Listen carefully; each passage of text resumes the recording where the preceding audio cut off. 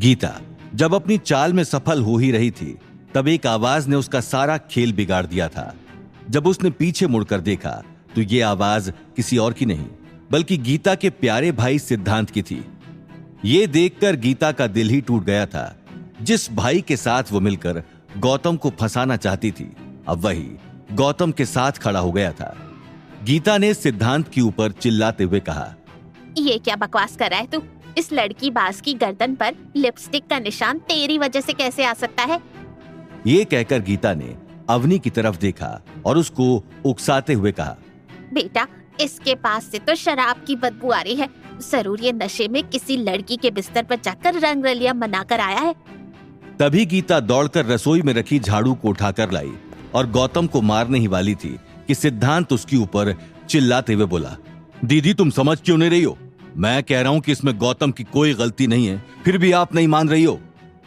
गौतम को भी सिद्धांत का अपने पक्ष में इस तरह बोलना अजीब लग रहा था। गौतम के फंसने पर सबसे बड़ा नुकसान सिद्धांत का था, इसलिए वो गौतम को किसी भी कीमत पर फंसने नहीं दे सकता था। उसने गौतम को देखते देखते सोचा, अगर ये गौतम फंस गया तो उसके साथ साथ मेरे 2 लाख रुपए भी भाड़ में जाएंगे। अगर उसके लिए इसको किसी भी तरह बचाना भी पड़ा तो उसमें क्या हर्ज है। सिद्धांत अपने ख्यालों में इतना डूबा हुआ था कि उसको पता ही नहीं था कि गीता फिर से झाड़ू लेकर गौतम को मारने जा रही थी। वो गौतम के ऊपर चिल्लाते हुए बोली, तेरी इस फिजूल खर्ची और लापरवाही से तो कुछ बनना नहीं। पैसा कमाना तो आता नहीं, बस बाहर की बेकार हरकतें सीख ली हैं। जैसे ही गीता आगे बढ़ी, सिद्धांत ने आकर बीच बचाव करते हुए कहा, दीदी दीदी ठहरिए ठहरिए, पहले सच तो सुन लीजिए। मगर गीता कुछ भी सुनने के लिए तैयार नहीं थी। वो आगे बढ़ने वाली थी कि अवनी ने बीच में आकर उससे कहा, मॉम, मुझे लगता है हमें एक बार मामा जी की बात सुन लेनी चाहिए। उसके बाद अवनी ने सिद्धांत की तरफ देखकर कहा, बताइए मामा जी, आपको ऐसा क्यों लगता है कि इन सब में गौतम की गलती नहीं है? अवनी की बात सुनकर सिद्धांत ने गौतम की तरफ देखा और फिर मुस्कुराते हुए जवाब दिया, एक्चुअली वो लिपस्टिक मैंने तुम्हारी मामी के लिए मंगवाई थी। मैं बस उसको गौतम की गर्दन पर चेक कर रहा था कि वो कैसी लगेगी। वो गौतम की गर्दन का रंग तुम्हारी मामी के चेहरे से जो मिलता है। सिद्धांत के जवाब से गीता, अवनी और गौतम तीनों ही चौंक गए थे। गौतम ने कभी सपने में भी नहीं सोचा था कि सिद्धांत उसकी कभी मदद करेगा, और वो भी इस तरह। तभी अवनी ने गौतम की तरफ देखकर उससे पूछा, तो इसमें इतनी छुपाने वाली क्या बात थी? अगर ये बात सच थी तो तुम मुझे बता सकते थे कि लिपस्टिक कहाँ से आई है। मगर इससे पहले गौतम अवनी से कुछ कहता, सिद्धांत ने बीच में बोलते हुए कहा, अवनी बेटा, वो मैंने ही गौतम को किसी को कुछ बताने के लिए मना किया था। उस दिन मैंने तुम्हारी मामी को थप्पड़ मार दिए थे तो वो अभी तक मुझसे नाराज थी, इसलिए मैंने सोचा कि उसको सरप्राइज दूंगा ताकि ये मैटर खत्म हो जाए। इसलिए गौतम को मना किया था कि वो किसी को भी इस बारे में ना बताए। उसके बाद सिद्धांत ने थोड़ी मायूस आवाज बनाकर गौतम की तरफ देखकर कहा, और इस बेचारे गौतम ने बिना कुछ सोचे मेरी मदद की, उसका उसे क्या सिला मिला है। मुझे इस बात का बहुत दुख है गौतम, आई एम सॉरी। सिद्धांत की बात सुनकर गीता शक भरी नजरों से गौतम को देखते हुए सिद्धांत से बोली, क्या सच में ऐसा हुआ था? गीता का ये सवाल सुनकर सिद्धांत ने पूरे कॉन्फिडेंस के साथ अपने चेहरे पर एकदम सीरियस एक्सप्रेशंस लाकर कहा, दीदी, मैं अवनी का मामा हूं। अगर गौतम उसके साथ कुछ गलत करने जाएगा तो सबसे पहले मैं ही आकर आप सबको बताऊंगा। गीता को चाहे गौतम पर भरोसा नहीं था, लेकिन अपने भाई पर तो वो आंख बंद करके भरोसा करती थी। उसने गुस्से से झाड़ू नीचे फेंकी और सिद्धांत की तरफ देखकर बोली, तुम मुझे पहले ही बता देते, बिना मतलब की एनर्जी वेस्ट करवाई। गीता की बात सुनकर सिद्धांत मुस्कुराते हुए बोला, दीदी, तुम आते ही गौतम को सुनाने लग गई थी, मुझे बोलने का मौका ही कहां मिला। उसके बाद सिद्धांत ने अपना लिपस्टिक जैसा दिखने वाला लाइटर बाहर निकाला और अवनी को दिखाया, फिर से दोबारा रख लिया। लाइटर को देखने के बाद गीता भनभनाते हुए बोली, अच्छा ठीक है, लेकिन कभी अगर ऐसा सच में हो गया तो झाड़ू नहीं बेलन चलेगा। गीता को इस तरह जाते देख सिद्धांत ने गहरी सांस ली और मन ही मन में कहा, वो तो अच्छा हुआ निशा इन गरीबों के बीच में रहने के बजाय होटल में रह रही थी, वरना आज तो पोल खुल ही जाती। अवनी की गौतम से नजरें मिलाने की हिम्मत ही नहीं हो रही थी। उसने अपनी नजरें नीचे रखकर गौतम से धीमी आवाज में कहा, गौतम मुझे माफ कर दो, मुझे तुम पर भरोसा करना चाहिए था। गौतम अवनी से कुछ कहने जा रहा था कि तभी सिद्धांत ने बीच में बोलते हुए कहा, हाँ चलो अब बहुत हुआ ड्रामा, मुझे गौतम से अकेले में कुछ बात करनी है, तुम सब जाओ। गौतम को समझ में आ गया था कि सिद्धांत सबको क्यों भेज रहा है और उसे गौतम से क्या बात करनी है। आज गौतम भी सिद्धांत की एक्टिंग देखकर इंप्रेस हो गया था। गौतम ने सबके जाते ही सिद्धांत से कहा, वाकई मामा जी, आप तो लोगों को शेर बोलकर बिल्ली तक बेच दो। अब समझ में आता है कि मम्मी जी में ये हुनर कहां से आया है। गौतम की बात सुनकर सिद्धांत आंख मारते हुए बोला, बस यही तो हुनर है मेरा। वैसे अब तो मुझे भी अपनी मेहनत का कुछ फल मिलना चाहिए, है ना? गौतम को सिद्धांत एक काम का आदमी लग रहा था। उसने मन में सोचा, जो आदमी मम्मी जी को कंट्रोल कर सके, अगर वही आदमी मेरे कंट्रोल में आ जाए तो इस घर में लाइफ थोड़ी आसान हो जाएगी। गौतम ने मुस्कुराते हुए सिद्धांत से कहा, थ्रोनेक्स ग्रुप वालों को आपके जैसे कई लोग चाहिए, जिनके जरिए वो मार्केट में अपनी पहचान और मजबूत कर सकें। मैं उनसे आपके लिए जरूर बात करूंगा। भले ही सिद्धांत ने गौतम की मदद अपने फायदे के लिए की थी, मगर उसने गौतम को बिना मतलब के ड्रामा से बचा लिया था। इसलिए गौतम ने खुश होकर उससे कहा, और आपके 2 लाख भी आपके अकाउंट में कल तक ट्रांसफर हो जाएंगे। ये सुनकर सिद्धांत खुशी से पागल हो गया था। गौतम का हाथ पकड़कर वो बोला, गौतम तू तो अपना यार निकला भाई, चला जा, तुझे हेवंस क्लब का टॉप क्लास माल दिखाता हूं। जब तेरे को उनका सीन समझ आएगा तो मजा आ जाएगा। गौतम को सिद्धांत की इन बातों में बिल्कुल भी इंटरेस्ट नहीं था। उसने सिद्धांत को तुरंत मना किया और अपनी गर्दन से लिपस्टिक को साफ करता हुआ सीधा किचन से बाहर निकल गया। किचन से बाहर आकर गौतम सीधा कमरे में गया, जहां अवनी बिस्तर के किनारे पर उदास बैठी थी। उसकी आंखें आंसुओं से भीगी हुई थीं। वो अपने ख्यालों में इतनी खोई हुई थी कि उसे पता ही नहीं चला कि गौतम कमरे में आ चुका था। तभी गौतम ने धीमी आवाज में अवनी से कहा, अवनी सुनो, तुम ठीक तो हो ना? गौतम की आवाज सुनकर अवनी तुरंत खड़ी हो गई थी, जैसे कोई बच्चा गलती करके डर गया हो और उसकी आंखों में पछतावे के भाव थे। वो अपनी आंखें झुकाकर गौतम से बोली, गौतम मुझे माफ कर दो, मैंने बिना सोचे समझे तुम पर शक कर लिया। अवनी की बात सुनकर गौतम मुस्कुराकर उसकी तरफ गया और बोला, अरे इसमें माफी कैसी, मैं जानता हूं तुम्हारी नाराजगी मेरे लिए ही थी। तभी गौतम ने अवनी को अपने सीने से लगा लिया। धीमी आवाज में बोला, अवनी, चाहे किसी ने कुछ भी कहा हो, लेकिन मैं तुम्हें एक बात कहना चाहता हूं। मैंने सच में कुछ गलत नहीं किया था। गौतम को इस बात का दुख था कि वो अवनी को सब कुछ सच सच नहीं बता पाया था। हालांकि वो सब कुछ अवनी की बेहतरी के लिए था। तभी अवनी ने हल्की मुस्कान के साथ कहा, अब मुझे तुम पर पूरा भरोसा है। ये कहकर अवनी ने अपना सर झुका लिया था और उसका चेहरा शर्म से लाल हो गया था। उसे इस बात का बहुत दुख था कि उसने गौतम पर गलत इल्जाम लगाया था। अवनी को समझ नहीं आ रहा था कि वो अपनी गलती कैसे सुधारे। उसने अपना सर उठाया, झिझकते हुए गौतम के गाल पर एक हल्का सा किस कर दिया था। गौतम एक पल के लिए शॉक्ड रह गया था। अचानक उसके अंदर करंट दौड़ गया था। आज इतने सालों में पहली बार था जब अवनी ने खुद किसी चीज की पहल की थी। तभी गौतम ने अवनी की कमर को पकड़ा और शरारती अंदाज में बोला, ओहो, आज मेरी सीधी सादी बीवी इतना प्यार जता रही है, कहीं कुछ ज्यादा ही तो पछता नहीं रही। गौतम की बात सुनकर अवनी शर्मा गई थी। गौतम का हाथ धीरे धीरे अवनी की कमर पर सरक रहा था। जैसे जैसे गौतम का हाथ बढ़ रहा था, उसके साथ साथ अवनी की सांस भी बढ़ रही थी। तभी अवनी शर्माते हुए गौतम से बोली, बस बस गौतम, इतना भी ज्यादा आगे नहीं जाना, मैं तो बस सॉरी बोलना चाह रही थी। अवनी की बात सुनकर गौतम ने उसको अपनी तरफ और कसकर खींचा और कहा, अरे नहीं, ये मौका मैं नहीं जाने दूंगा। गौतम की बात सुनकर अवनी थोड़ा घबरा गई थी। उसके माथे पर पसीना झलक रहा था। गौतम उसकी उलझन समझ चुका था। उसने गहरी सांस ली और अपनी आंखों में उमड़ते तूफान को थामते हुए बोला, ठीक है, इस बार छोड़ देता हूं, लेकिन अगली बार। गौतम को मालूम था कि अगर वो अवनी को थोड़ा और पुश करे तो शायद उसकी बात आगे बढ़ सकती थी, लेकिन वो अवनी को किसी भी तरीके से अनकंफर्टेबल नहीं करना चाहता था। अवनी की सांसें अभी भी तेज और दिल की धड़कन बेकाबू थी। उसने अपना सिर गौतम के सीने पर दबा रखा था, मानो वहां छुपाकर वो अपनी शर्म छुपा रही थी। तभी गौतम ने अवनी को छेड़ते हुए कहा, अगली बार मैं तुम्हें इतना डरने का मौका भी नहीं दूंगा। यह सुनकर अवनी का चेहरा शर्म से लाल हो गया था। उसने गौतम को कोई जवाब नहीं दिया। दोनों को कब नींद आ गई थी उन्हें पता ही नहीं चला। अगले दिन जब घर में चहल पहल शुरू हुई तो गौतम की नींद टूटी। घर में हो रहे शोर को सुनकर गौतम ने अवनी से पूछा, आज सुबह सुबह इतना शोर कैसे, क्या हुआ? अवनी ने गौतम की तरफ देखकर धीमी आवाज में कहा, वो मामा मामी वापस अपने घर लौट रहे हैं, आ जाओ उनको बाहर तक छोड़ आते हैं।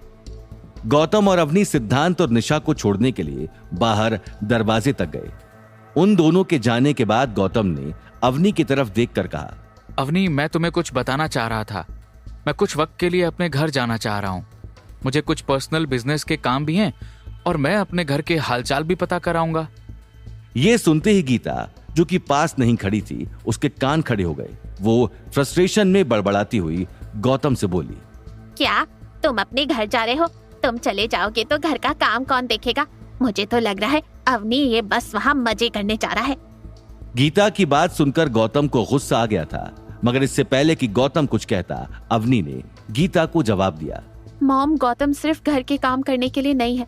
मैं यहाँ काम के लिए मेड्स लगा दूंगी।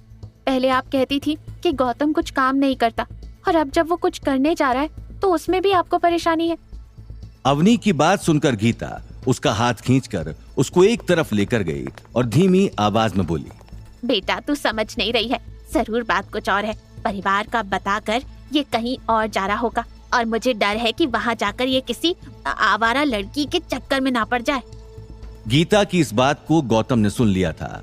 उसने गहरी सांस ली और एकदम गंभीर आवाज में गीता से कहा, मम्मी जी, आप बेवजह परेशान हो रही हैं। मैं घर अपने काम से जा रहा हूँ और बाकी किसी चीज में मेरी कोई दिलचस्पी नहीं है।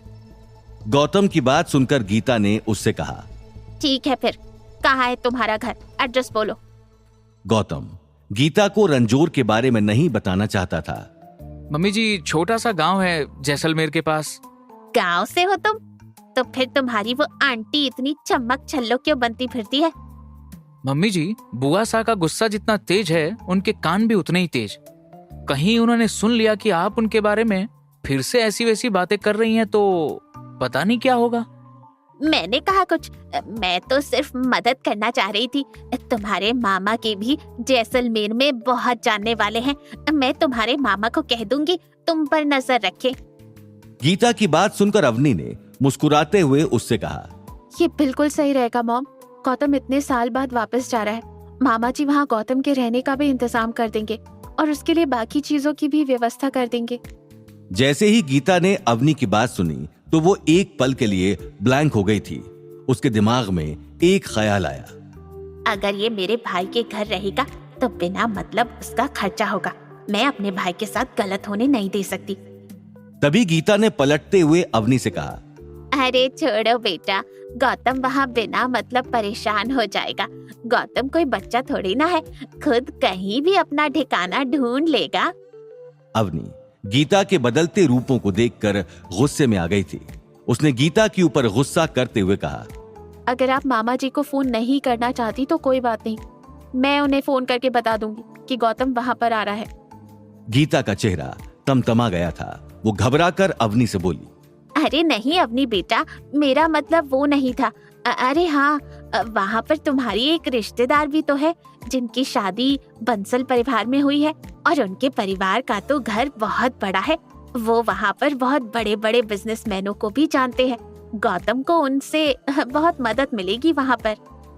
गौतम गीता के किसी भी जानकार के साथ नहीं रहना चाहता था, मगर अभी के लिए उसे शांति से घर से निकलना था, क्योंकि उसे मालूम था कि अगर वो ऐसे ही गया तो गीता अवनी को परेशान करेगी।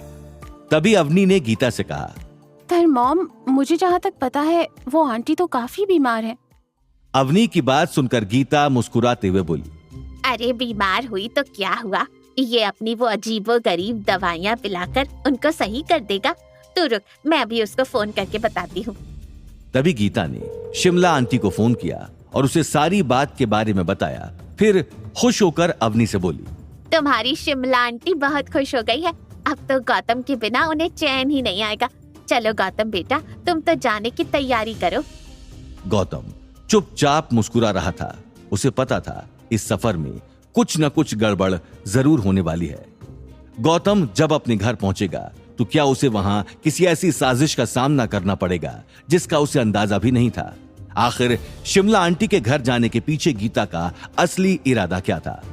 क्या अपने घर जाने की गौतम की नई जर्नी उसके लिए अच्छी रहेगी या उसका आगे का रास्ता कांटों से भरा हुआ होगा? इन सब सवालों के जवाब जानने के लिए सुनिए अगला एपिसोड सिर्फ पॉकेट एफएम पर।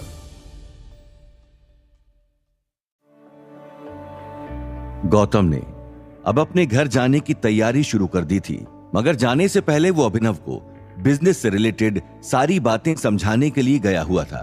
तभी अचानक उसका फोन बज उठा। स्क्रीन पर देखा तो फोन गीता का था। गौतम ने थकान से भरी आवाज में फोन पर कहा, जी मम्मी जी, बताइए। फोन की दूसरी तरफ से गीता की खुशी से भरी आवाज आई, अरे गौतम बेटा, तुम्हारी बुआ जी तो बहुत खुश है कि तुम उनके पास रहने जा रहे हो। कह रही थी कि अब तो गौतम की वजह से चैन से खाना पीना मिलेगा। गौतम ने बनावटी हंसी हंसते हुए गीता से कहा, अच्छा, ये तो बढ़िया बात है। तभी गीता ने मजाकिया लहजे में गौतम से कहा, अच्छा, जब तुम वापस आओ तो इस बुढ़ी बुआ से मेरे लिए कुछ स्पेशल गिफ्ट लाना मत भूल जाना। जरा मुंह का टेस्ट तो बदले। गीता की इस बात पर अवनी ने उसे टोकते हुए कहा, मॉम, आप क्यों गौतम को परेशान कर रही हो? आपको जो चाहिए मैं आपको मंगवा दूंगी। हमेशा उससे कुछ ना कुछ मांगती रहती हो। अवनी की बात सुनकर गीता मुंह बनाते हुए बोली, अरे भाई, इतनी जल्दी क्यों भड़क रही हो? ये कहकर गीता ने अपना फोन काट दिया था। गौतम भी अपना काम खत्म करके घर पर आ गया था। अवनी घर पर गौतम का बैग पैक कर रही थी। उसकी आंखों में हल्की बेचैनी साफ झलक रही थी। गौतम ने अवनी की तरफ देखकर धीमी आवाज में कहा, परेशान मत हो, मैं जल्दी लौट आऊंगा। तभी गौतम ने अवनी से शिमला बुआ के बारे में पूछा, तुम्हारी ये शिमला बुआ तो बहुत दूर के रिश्तेदार है ना? मैंने सुना था वो बहुत अमीर परिवार में हैं। फिर उनकी ऐसी हालत क्यों है? गौतम का सवाल सुनकर अवनी ने जवाब देते हुए कहा, असल में शिमला बुआ की शादी बंसल परिवार के बड़े बेटे से हुई थी। शादी के बाद हमारी फैमिली बहुत खुश थी। सभी को लगा था कि अब बुआ बहुत अच्छे से रहेंगी। शादी के कुछ समय बाद ही फूफा जी की डेथ हो गई और उनके कोई बच्चे भी नहीं थे। उसके बाद से परिवार वालों ने भी उन पर ध्यान देना बंद कर दिया। अवनी का जवाब सुनकर गौतम ने उससे कहा, जब तुम्हारे परिवार वालों को बात पता थी कि वो इतनी परेशान हो रही हैं, तो फिर अग्रवाल परिवार में से किसी ने उनकी मदद करने की क्यों नहीं सोची? शिमला बुआ सालों से विधवा है। अब तो मैंने सुना है कि वो बिस्तर पर ही रहती हैं। अब इसमें उनकी कोई क्या मदद करेगा? बंसल परिवार में तो उनकी कोई सुनता भी नहीं था। धीरे धीरे हमारी फैमिली ने भी उनसे नाता तोड़ लिया, जैसे वो मर ही गई हो। तभी अवनी को कुछ याद आया। उसने गौतम की तरफ देखकर कहा, वैसे एक इंसान है जो आंटी के बहुत करीब है। वो है रिया सिंघानिया, मेरी बचपन की दोस्त। रिया का नाम सुनते ही गौतम थोड़ा चौंक गया था। आश्चर्य से भरी आवाज में उसने अवनी से पूछा, रिया? रिया तुम्हारी बुआ के क्लोज कैसे हो सकती है? फिर अवनी ने गौतम को पूरी बात शुरुआत से बताते हुए कहा, बचपन में रिया को मेरी बुआ ने ही पाल पोस कर बड़ा किया था। रिया के मॉम डैड बिजनेस के सिलसिले में अक्सर बाहर रहते थे। फिर धीरे धीरे उन दोनों का रिश्ता माँ बेटी से भी ज्यादा गहरा हो गया था। आज भी रिया उनका बहुत ध्यान रखती है। गौतम के मन में और भी कई सारे सवाल थे, मगर इससे पहले कि वो उनको अवनी से पूछता, अनिल अवनी के रूम के अंदर आ गया था। उसके हाथ में कई सारे पैकेट्स थे। वो उन्हें गौतम को देता हुआ बोला, बेटा, ये कुछ ड्राई फ्रूट्स के पैकेट्स हैं। ये तुम शिमला के लिए ले जाना। सुना है उनकी तबीयत ठीक नहीं रहती है। गौतम ने अनिल के हाथ से वो सारे पैकेट्स ले लिए थे। तभी गौतम की नजर अनिल के चेहरे पर गई। वो ख्यालों में डूबे हुए थे। तभी गौतम ने उनके ख्यालों को तोड़ते हुए कहा, क्या हुआ डैडी जी, आप किन ख्यालों में खो गए? गौतम की बात सुनकर अनिल ने कहा, कुछ नहीं बेटा, बस अपनी बहन के बारे में थोड़ा सोच में पड़ गया था। अब हमारा ये अग्रवाल परिवार तो बिखर ही गया है, लेकिन बेटा शिमला है ना, वो बहुत नेक दिल है। अगर हो सके तो उसका थोड़ा ख्याल रखना। गौतम ने अनिल का हाथ पकड़कर उसको हिम्मत दी। तभी अवनी गौतम का सामान लेकर उसके पास आई और बोली, गौतम, ये तुम्हारा जैकेट और इस बैग के अंदर तुम्हारी सारी पसंदीदा किताबें रख दी हैं। अवनी गौतम को लेकर एयरपोर्ट के लिए निकल गई थी। रास्ते में अवनी ने एक आह भरते हुए गौतम से कहा, हमारी शादी को 4 साल हो गए हैं गौतम, लेकिन इन 4 सालों में पहली बार ऐसा होगा कि हम इतने लंबे समय तक अलग रहेंगे। गौतम अब लगातार अवनी को देख रहा था। एयरपोर्ट पहुंचकर गौतम कार से उतर ही रहा था, तभी अवनी ने उससे कहा, गौतम, अपना ख्याल रखना और जितना जल्दी हो सके वापस आ जाना। गौतम को ही मालूम था कि अगर उसने अवनी को ज्यादा छेड़ा तो वो रो देगी, इसलिए उसने बिल्कुल नॉर्मल आवाज में अवनी से कहा, मेरी जान, तुम चिंता मत करो, जैसे ही काम खत्म होगा मैं तुम्हारे सामने खड़ा होऊंगा। ये कहकर गौतम ने अवनी को अपने गले से लगा लिया था। तभी गौतम ने अपने मन में सोचा, मुझे जल्द से जल्द सभी मामलों को निपटाना होगा ताकि मैं अगली बार अवनी को भी अपने परिवार से मिलवाने ले जा सकूं। गौतम अवनी को बाय बोलकर एयरपोर्ट के अंदर चला गया था। वहीं जैसलमेर एयरपोर्ट के बाहर कई लग्जरी गाड़ियां खड़ी थीं और करीब दर्जन भर अमीरजादे वहां खड़े थे। उनमें से एक लड़की हल्की नीली डिजाइनर ड्रेस में थोड़ी अलग लग रही थी। वो लगातार एयरपोर्ट की एग्जिट की तरफ देख रही थी। उसने बेचैन होकर अपने आप से कहा, गौतम कब आएगा? उसकी तो फ्लाइट भी लैंड हो गई होगी, फिर वो अंदर क्या कर रहा है? ये लड़की कोई और नहीं, अवनी की दोस्त रिया सिंघानिया थी, जो गौतम को लेने के लिए एयरपोर्ट पर उसका इंतजार कर रही थी। रिया के साथ में एक सफेद रंग के शानदार सूट में एक लड़का खड़ा था, जो अपनी सिगरेट से कश पे कश ले रहा था। तभी वो अमीरजादा क्षितिज सिगरेट पीते हुए चिढ़कर बोला, अरे यार रिया, ये तुम्हारा देहाती आदमी कब बाहर आएगा और कब तक मैं उसका वेट करूंगा? मेरी तो शाम की पार्टी मिस हो जाएगी। क्षितिज की बात सुनकर रिया इरिटेट हो गई थी। वो उससे बोली, अगर तुम्हें इतनी ज्यादा देर हो रही क्षितिज, तो तुम वापस चले जाओ, मैं तुम्हारे बिना भी इंतजार कर सकती हूं। रिया की बात सुनकर क्षितिज ने हवा में सिगरेट का धुआं छोड़ते हुए कहा, जाने का तो सोच रहा हूं, लेकिन आज तो मैं तुम्हारे साथ टाइम स्पेंड करना चाहता था, लेकिन तुम यहां इस देहाती आदमी का इंतजार कर रही हो और उसके चक्कर में मुझे भी उसका इंतजार करना पड़ रहा है। क्षितिज की बात सुनकर उसके साथ खड़े लोग हंसने लग गए थे। तभी उसका दोस्त नमन रिया की तरफ देखकर बोला, क्या बात है रिया, देख रही हो ना कि क्षितिज तुमसे कितना प्यार करता है। तुम्हारे उस देहाती दोस्त को लेने के लिए खुद आ गया। ऐसे गांव वाले आदमी को तो लेने हम अपना ड्राइवर भी ना भेजें। नमन की बात सुनकर क्षितिज का दूसरा दोस्त विनीत हंसते हुए बोला, बिल्कुल सही कह रहा है नमन, जहां जैसलमेर के सबसे टॉप क्लास लोग खड़े हैं, क्षितिज तो तुम्हारे लिए अपनी शान छोड़कर खड़ा है, वरना किसी गांव वाले आदमी को तो हम भाव भी ना दें। रिया को उसके दोस्तों का इस तरह गौतम का मजाक उड़ाना पसंद नहीं आ रहा था। तभी नमन रिया की तरफ देखकर हंसते हुए बोला, अरे तुम्हारे दोस्त को फोन कर लो, क्या पता गांव का आदमी है, प्लेन देखकर बेहोश हो गया हो। तभी सारे दोस्त जोर जोर से हंसने लगे। तभी क्षितिज घमंड भरी मुस्कान के साथ रिया से बोला, देखा तुमने, ये सब हम मेरे दोस्त हैं, अब फिर भी तुम्हारे लिए इतना कर रहे हैं, अब तुम्हें तो मेरा एहसान मानना चाहिए। क्षितिज की बात सुनकर रिया को गुस्सा आ गया था। रिया ने हल्की बेचैन आवाज में उससे कहा, ना तो मैंने तुम्हें यहां बुलाया है, ना ही तुम्हारे दोस्तों को। असल में क्षितिज रिया को पसंद करता था, लेकिन वो उसे घास भी नहीं डालती थी। रिया के दिल और दिमाग में कोई और इंसान छाया हुआ था। सिर्फ इसी वजह से क्षितिज आज रिया के साथ एयरपोर्ट पर आया था, ताकि उसे पता चल सके कि जिस इंसान के बारे में रिया इतना सब कुछ कहती है, आखिर वो आदमी है कौन। मगर रिया को उसके दोस्तों का गौतम को नीचा दिखाना और उसे एक छोटे से गांव का देहाती समझना बिल्कुल भी पसंद नहीं आ रहा था। मगर वो चाहकर भी कुछ कहने की हिम्मत नहीं कर पा रही थी। उन लोगों को देखकर रिया ने अपने मन ही मन में गुस्सा करते हुए कहा, अगर ये सब लोग इस क्षितिज के दोस्त ना होते ना, तो मैं इन्हें दिखाती अपना देहातीपन। मगर वो लोग चुप होने का नाम ही नहीं ले रहे थे। उन लोगों की बातें सुनकर रिया का सिर दुखने लग गया था। आखिर में उसने परेशान होकर क्षितिज से कहा, मैं वॉशरूम जा रही हूं। रिया के जाते ही अय्याश किस्म का आदमी नमन क्षितिज के पास आकर सिगरेट का धुआं उड़ाते हुए बोला, सुन भाई क्षितिज, सच में तेरा ये रिया से शादी करने का सीन तो नहीं है ना? देख, सिंघानिया खानदान तो कब का फुस हो चुका है। आजकल जैसलमेर में भी इनका कोई नामो निशान नहीं है। मुझे नहीं लगता कि तेरा बाप इस लड़की के लिए मान जाएगा। नमन की बात सुनकर क्षितिज ने सिगरेट का एक कश लेते हुए मुस्कुराते हुए कहा, अरे यार चिल मार, तुझे सच में लगता है कि मैं इससे शादी करूंगा? पागल हो गया है क्या? ये रिया तो बस टाइम पास है, समझा? अगर चाहो तो तुम्हें भी दे सकता हूं कुछ दिनों के लिए, मजे कर लेना। क्षितिज की ये बेहूदी बात सुनकर उसके साथ के लोग हंसने लग गए थे। तभी विनीत अपनी हवस से भरी आवाज में बोला, सच में भाई, इतनी खूबसूरत लड़की के जलवे हमें भी देखने को मिलेंगे।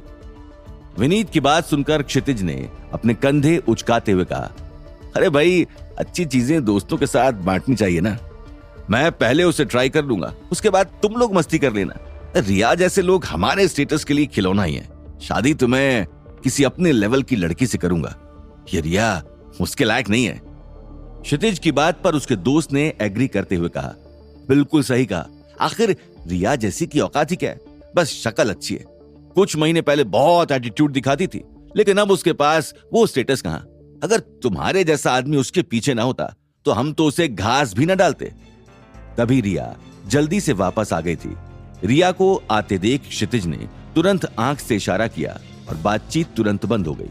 फिर वो मुस्कुराते हुए रिया के पास आया और उसका हाथ पकड़ने की कोशिश करते हुए बोला, क्या हुआ रिया, थक गई हो क्या?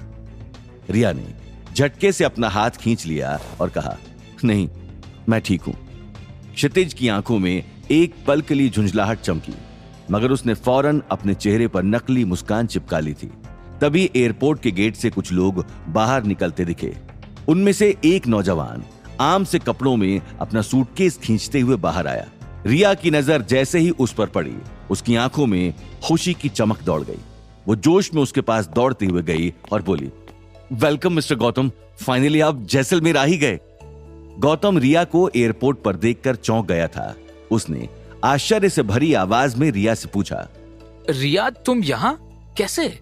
तुम्हें कैसे पता चला कि मैं यहाँ आ रहा हूँ? गौतम का सवाल सुनकर रिया के गाल हल्के लाल हो गए थे। वो मुस्कुराते हुए गौतम से बोली, शिमला आंटी ने मुझे बताया था कि तुम आज आ रहे हो, तो मैंने सोचा तुम्हें एयरपोर्ट पर आकर सरप्राइज दे दूं। गौतम भी रिया को देखकर खुश हो गया था। उसने मुस्कुराते हुए रिया से पूछा, तुम यहाँ कब से इंतजार कर रही हो? गौतम का सवाल सुनकर रिया के गाल हल्के लाल हो गए थे। वो थोड़ी हिचकिचाते हुए बोली, अब अभी अभी आई हूं। रिया का ये जवाब सुनकर क्षितिज को गुस्सा आ गया था। सच तो यह था कि वो लोग 1 घंटे से भी ज्यादा वक्त से इंतजार कर रहे थे। रिया के इस जवाब से क्षितिज अब झुंझला चुका था। तभी गौतम ने रिया को छेड़ते हुए कहा, वैसे तुम इतनी दुबली पतली कैसे हो गई? जैसलमेर में अच्छा खाना नहीं मिलता क्या? रिया गौतम की इस बात पर हंसने लग गई थी, मगर इससे पहले कि वो उसका जवाब देती, क्षितिज ने बीच में बोलते हुए कहा, अब क्या करें, 1 घंटा किसी बेफजूल आदमी का इंतजार करना पड़े तो कमजोरी आ ही जाती है। तभी गौतम की नजर रिया के साथ में खड़े लोगों पर गई। अब तक गौतम उन लोगों को अनजान समझकर उनको भाव ही नहीं दे रहा था। क्या अब गौतम और क्षितिज के बीच में टकराव होगा? क्या गौतम रिया को क्षितिज के असली मंसूबों से वाकिफ करवाएगा?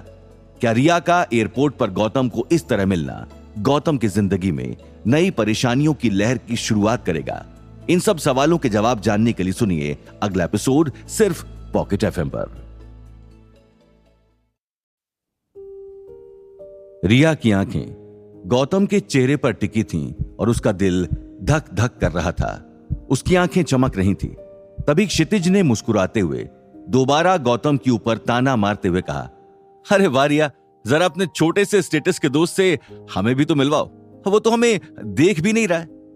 गौतम ने दोबारा क्षितिज की तरफ देखा। उसके चिकने चेहरे पर एक अलग ही अकड़ थी, जैसे वो खुद को सबसे ऊपर समझता हो। गौतम को ऐसे लोगों से सख्त नफरत थी। क्षितिज ने गौतम की तरफ देखकर अपने मन में कहा, यह आदमी किस बात की अकड़ दिखा रहा है? अगर ये रिया नहीं होती ना तो मैं इस नौटंकी बाज को उसकी औकात दिखा देता। रिया अंदर से खुश थी कि गौतम ने क्षितिज की बात का कोई जवाब नहीं दिया था। तभी वो गौतम से खुश होकर बोली, बाय द वे, मैंने तुम्हारे लिए एक वेलकम पार्टी रखी है। अभी तो तुम थक गए होगे, लेकिन हम आज साथ में डिनर करेंगे। मुझे तुमसे बहुत सारी बातें करनी है। रिया की बात सुनकर क्षितिज ने मुस्कुराते हुए गौतम से कहा, अरे गौतम, असली जैसलमेर तो आपको हम दिखाते हैं। एक्चुअली आज मैंने भी रिया के लिए एक शानदार डिनर प्लान किया है, वो भी जैसलमेर के सबसे top class hotel royal kingdom में। अब तुम्हारे गांव वालों ने तो शायद उसे सपने में भी नहीं देखा होगा। क्षितिज गौतम को डिनर के लिए ऐसे इनवाइट कर रहा था जैसे कोई बहुत बड़ा एहसान कर रहा हो। क्षितिज की बात सुनकर गौतम ने अपने मन में हंसते हुए कहा, रॉयल किंगडम, ये तो बस एक नॉर्मल सा होटल है जो जैसलमेर के टॉप होटल्स की लिस्ट में आता भी नहीं है। रिया भी ना चुन चुनकर नमूने ढूंढती है, पहले वो नील, अब ये डफर। क्षितिज सोच रहा था कि गौतम जैसा गरीब लड़का किसी भी होटल को देखकर हैरान रह जाएगा। उसे क्या पता था कि वो रंजोर के छोटे हुकुम के सामने शो ऑफ कर रहा है। गौतम की आंखों में एक ठंडा सा तेवर झलक रहा था। उसने हल्की सी मुस्कान के साथ सिर झुकाकर कहा, थैंक्स, मगर सफर थोड़ा लंबा था तो मैं थोड़ा आराम करना चाहता हूँ। आपका प्यार मेरे दिल में रहेगा, मगर खाने की इस वक्त कोई खास जरूरत नहीं है, तो डिनर के लिए माफ करिए। गौतम की आवाज में एक शांत कॉन्फिडेंस था। तभी रिया बीच में बोली, तो फिर चलो पहले घर चलते हैं, आंटी भी तुम्हारा वेट कर रही हैं। रिया की आंखों में शिमला के लिए चिंता झलक रही थी। गौतम ने भी रिया को देखकर अपनी सहमति जता दी थी। दोनों आंखों ही आंखों में बात कर रहे थे और उन दोनों को एक साथ कंफर्टेबल देखकर बगल में खड़े क्षितिज का मुंह बन गया था। उसके दिल में अचानक जबरदस्त जलन होने लगी थी। उसने गौतम को देखते हुए अपने आप से कहा, ये रिया भी ना, पता नहीं इस गरीब गंवार में क्या दिख गया ऐसे। मैं इसका हाथ पकड़ रहा था तब तो उसने मना किया, अब देखो इसके साथ कितनी आसानी से घुल मिल रही है। मगर क्षितिज अभी गौतम के सामने अपनी असलियत नहीं दिखाना चाहता था। वो आगे बढ़ा और उन दोनों से नकली हंसी के साथ हंसते हुए बोला, अरे यार, इतनी भी क्या जल्दी है? हम पागल थोड़ी ना है कि तुम्हारे लिए इतनी देर से वेट कर रहे थे। सॉरी दोस्त, पर इस बार नहीं, नेक्स्ट टाइम मैं खुद तुम सबको एक अच्छी डिनर पार्टी दूंगा। गौतम की इस बात पर क्षितिज अपनी नाक चढ़ाकर हंसते हुए बोला, तुम मुझे खाने पर बुलाओगे? तुम्हें क्या लगता है मैं किसी को भी हाँ बोल दूंगा? ये कहकर क्षितिज ने अपना मुंह बनाया और हंसते हुए बोला, अरे तुम्हारी हैसियत ही क्या है, मुझे खाने का न्योता देने वालों की कतार लगी रहती है और उनमें से हर कोई तुमसे बड़ा आदमी है, तो मैं तुम्हारे साथ हैंग आउट क्यों करूं? वहां खड़े उसके दोस्त भी क्षितिज की बातों में हाँ में हाँ मिलाते हुए बोले, सही कहा क्षितिज, ये गंवार हमारे साथ खाना खा भी नहीं सकता। इसके गांव का अंदाज देखो, बस हम ही हैं जो इसे बर्दाश्त कर रहे हैं। क्षितिज का ये बिहेव देखकर रिया को गुस्सा आ गया था। उसने क्षितिज को कहा, क्षितिज अब बस भी करो, गौतम हमारा गेस्ट है, अगर वो कह रहा है कि वो थक गया है तो तुम उसकी बात क्यों नहीं मान लेते? उसकी नहीं तो मेरी बात सुन लो। रिया की बात सुनकर क्षितिज ने ठहाका मारते हुए कहा, तुम्हारी तो सुन लेंगे, लेकिन ये क्या चीज है जो मेरे बुलाने पर भी नखरे दिखा रहा है? तभी क्षितिज की आंखें ठंडी हो गई थी। उसने गौतम को नीचा दिखाते हुए कहा, हम अपनी हैसियत से नीचे उतरकर इसके जैसे गरीब अनाड़ी को लेने आए हैं। इसे तो झुककर हमें थैंक यू बोलना चाहिए, और ये हमें खाने पर इनवाइट करने की बात कर रहा है।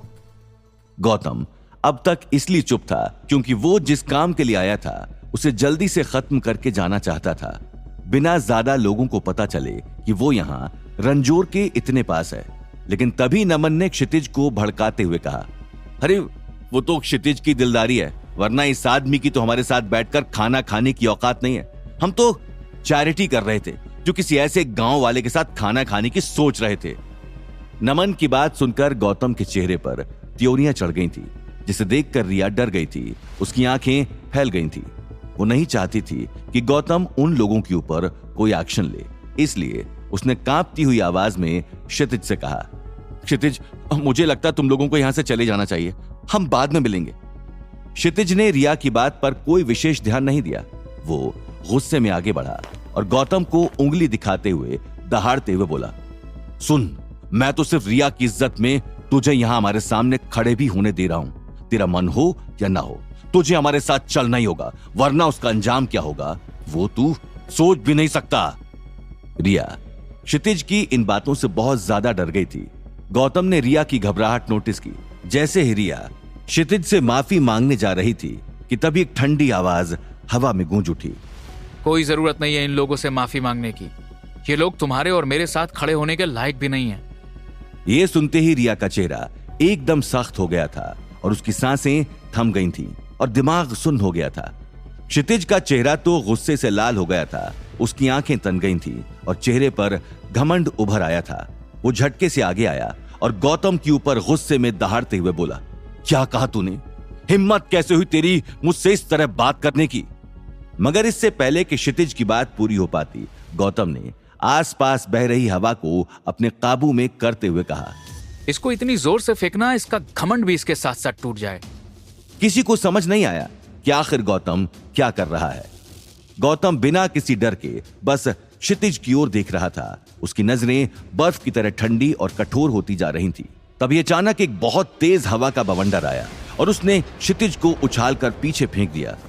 किसी को समझ नहीं आया कि आखिर हुआ क्या है।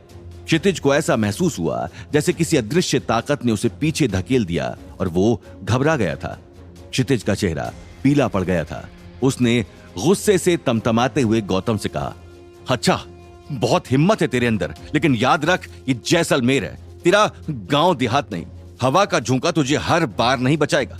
आज मैं तुझे ऐसा सबक सिखाऊंगा कि जमीन आसमान में भी फर्क करना भूल जाएगा। उसके बाद क्षितिज ने पीछे गाड़ी में बैठे अपने लोगों की तरफ इशारा करते हुए तेज आवाज में कहा, अरे तुम सब लोग वहां बैठे हो, इधर आओ और इस गरीब गंवार क्या कर निकालो। ये सुनकर रिया बहुत ज्यादा घबरा गई थी। उसने क्षितिज के पास जाकर उससे कहा, क्यों इतनी सी बात पर इतना बड़ा तमाशा कर रहे हो? मैंने तुम्हें यहां लाकर ही सबसे बड़ी गलती कर दी। तभी गौतम ने रिया की बात पर मुस्कुराते हुए क्षितिज की तरफ देखकर कहा, सबसे बड़ी गलती तुमने की है यहाँ आकर, लेकिन तुमने नहीं, इस आदमी ने। मुझे ये पैसों की झूठी अकड़ दिखाने वालों से सख्त नफरत है। तभी 7-8 तगड़े बॉडीगार्ड्स भीड़ को चीरते हुए आगे आए। उन सभी के चेहरे पर हिंसक इरादे साफ दिख रहे थे। ये बॉडीगार्ड्स यहीं के रईसजादों के थे, लंबे चौड़े और बेहद ताकतवर। चारों तरफ खड़े अय्याश लड़के लड़कियां भी अब घेराबंदी कर चुके थे। उनकी आंखों में गुस्सा और घमंड भरा हुआ था। तभी उनमें से एक लड़का गुर्राते हुए बोला, ये देहाती हमें चुनौती दे रहा है, खुद मौत को बुला रहा है। रिया, जो भीड़ के बीच में सहमी हुई खड़ी थी, उसने गौतम का वो रूप देखा हुआ था जिसके बारे में ये सब लोग अनजान थे। उसने घबराई हुई आवाज में क्षितिज को दोबारा समझाते हुए कहा, क्षितिज, मेरी बात को मान लो प्लीज, नौटंकी मत करो, मत उलझो गौतम से। मगर क्षितिज के ऊपर रिया की बातों का कोई असर नहीं हुआ। वो गौतम की तरफ देखकर अपने आसपास खड़े दोस्तों को इशारा करते हुए बोला, ये जैसलमेर है, कोई साधारण जगह नहीं, पावर हब है। ये लोग जो यहाँ खड़े हैं, ये रसूखदार घरानों के हैं। पैसों की बात करें तो तुम इनके आगे कहीं नहीं दिखते हो। इनसे पंगा लेना मतलब मुसीबत मोल लेना। उसके बाद क्षितिज ने घिनौनी मुस्कान से हंसते हुए गौतम से कहा, तूने मेरी बात क्यों नहीं मानी? अब तुझे पता चलेगा कि जैसलमेर में शराब कैसे पिलाई जाती है। क्षितिज ने अपने लोगों की तरफ इशारा करते हुए कहा, इसे सबक सिखाओ, इस देहाती को बताओ कि जैसलमेर में पागलपन दिखाने का अंजाम क्या होता है। क्षितिज की बात सुनकर गौतम मुस्कुराने लग गया था। उसकी मुस्कान में खतरनाक सुकून था। उसने अपनी आंखें ऊपर चढ़ाते हुए क्षितिज से पूछा, तो क्या सीन है? तुम लोग क्या करने वाले हो मेरे साथ? गौतम का सवाल सुनकर क्षितिज ने क्रूरता से भरे चेहरे से धमकी भरे लहजे में कहा, हम तेरी अकड़ निकालेंगे। तुझे प्यार की भाषा समझ नहीं आती तो तुझे अब दूसरी भाषा में समझाएंगे। फिर गौतम ने अपने दोनों हाथों को रब किया और मुस्कुराते हुए कहा, तो आओ फिर सिखाओ मुझे सबक। चलो देखते हैं किसका दम कितना है। गौतम ने रिया के आगे आते हुए अपने दोनों हाथ हवा में फैला दिए थे। अगले ही पल 2 बॉडीगार्ड्स उसके ऊपर झपटे। तभी गौतम के 2 मुक्के बिजली की तरह निकले। दोनों बॉडीगार्ड्स को समझ में भी नहीं आया कि क्या हुआ। अचानक उनकी आंखों के आगे अंधेरा और तेज दर्द महसूस हुआ और वो दोनों जमीन पर गिरकर चीखने लगे। लेकिन गौतम अभी भी एकदम कूल खड़ा था। तभी उसने सामने से दौड़कर आ रहे 2 बॉडीगार्ड्स में से एक के पेट में लात मारी और दूसरे की गर्दन पकड़कर उसे जमीन पर पटक दिया। कुछ ही सेकंड्स में सभी बॉडीगार्ड्स दर्द से कराहते हुए जमीन पर पड़े थे। क्षितिज की आंखें फटी की फटी रह गई थी। वो कांपती हुई आवाज में बोला, ये कैसे हो सकता है? क्षितिज अभी सदमे में से बाहर भी नहीं आया था कि गौतम पलक झपकते ही उसके सामने पहुंच गया और उसको एक जोरदार थप्पड़ रसीद किया। क्षितिज हवा में उड़कर जमीन पर जोर से गिरा। गौतम ने उसकी तरफ देखकर मुस्कुराते हुए कहा, बस इतनी सी थी तुम्हारी ताकत। क्षितिज के माथे पर पसीना छलकने लगा था। वो दौड़कर अपनी गाड़ी की तरफ भाग कर गया और उसमें रखा हथौड़ा निकालने की कोशिश करने लगा। वो दरवाजा खोलने ही वाला था कि अचानक उसकी गर्दन के पीछे ठंडी हवा का झोंका महसूस हुआ। तभी अचानक गौतम की ठंडी आवाज उसके कानों में गूंज उठी। कहाँ भाग रहा है? क्षितिज ने घबराकर पीछे मुड़ने की कोशिश की, लेकिन तब तक गौतम ने उसकी कॉलर पकड़ ली थी। उसके बाद गौतम ने मुस्कुराते हुए कहा, थप्पड़ तो तुझे अच्छा लगा ही है, अब देख एक देहाती का पंच कैसा होता है। फिर गौतम ने क्षितिज को खींचकर उसकी कार के दरवाजे की तरफ घसीटा और जोरदार घूंसा मारा। उसकी कार का मजबूत दरवाजा भीतर धंस गया और शीशे के टुकड़े जमीन पर बिखर गए थे। क्षितिज के मुंह से कांपती हुई आवाज निकली, ये नामुमकिन है। क्षितिज खून से सने मुंह को लेकर गाड़ी पर पड़ा हुआ था। अभी वो सदमे में ही था कि गौतम का घूंसा उसके पेट में धंस गया। क्षितिज कराहते हुए गाड़ी के बोनेट पर जा गिरा। उसके मुंह से खून की धार निकली और वो जमीन पर ढेर हो गया। उसकी हालत देखकर रईसजादों की भीड़ कांपने लगी। उनमें से एक चिल्लाकर बोला, कोई उसे रोक दो। किसी की हिम्मत नहीं हो रही थी कि गौतम के सामने खड़े भी हो सके, लेकिन तभी कुछ कमाल का हुआ। सड़क पर गाड़ियों का शोर उठा। करीब 50 मोटरसाइकिल्स जोर शोर से आकर रुकी। उनके बीच में काले रंग की लंबी लग्जरी गाड़ी खड़ी हुई थी। उसकी चमक से ही उसकी महंगी कीमत का अंदाजा हो रहा था। इतने सारे लोगों को एक साथ आता देखकर रिया बहुत ज्यादा घबरा गई थी। गौतम को भी समझ नहीं आ रहा था कि आखिर ये लोग कौन हैं। आखिर इन गाड़ियों में इतने सारे लोग कौन हैं? क्या ये सब लोग गौतम को नुकसान पहुंचाने के लिए वहां पर आए हैं, या उनके पीछे है कोई दूसरी कहानी? क्या इन लोगों की वजह से गौतम की जिंदगी में अब कोई नया तूफान आने वाला है? जब अवनी को पता चलेगा कि एयरपोर्ट पर ही गौतम की लड़ाइयां शुरू हो गई हैं, तो क्या होगा? आखिर इस लग्जरी गाड़ी में कौन है जो एयरपोर्ट पर आया है? जानने के लिए सुनिए अगला एपिसोड सिर्फ पॉकेट एफएम पर। गाड़ियों के इंजन की गर्जना के साथ पूरे माहौल में खलबली मच गई थी। एयरपोर्ट पर खड़े हुए लोग सहम गए थे। 50 काले चमचमाते बाइकर्स के झुंड के बीच में वो लग्जरी गाड़ी अलग ही चमक रही थी। पूरा दृश्य ऐसा था मानो कोई बड़ा तूफान आने वाला हो। भीड़ में सरगर्मी बढ़ गई। तभी नमन घबराते हुए बोला, यार ये क्या सीन है? कुछ तो गड़बड़ लग रही है। हर तरफ धूल उड़ रही थी। किसी को भी समझ नहीं आ रहा था कि आखिर कौन आया है। सब बस अपने अपने अनुमान लगा रहे थे। तभी विनीत तेज आवाज में बोला, मुझे तो लग रहा है कोई बहुत बड़ा आदमी आ रहा है, मगर ये है कौन?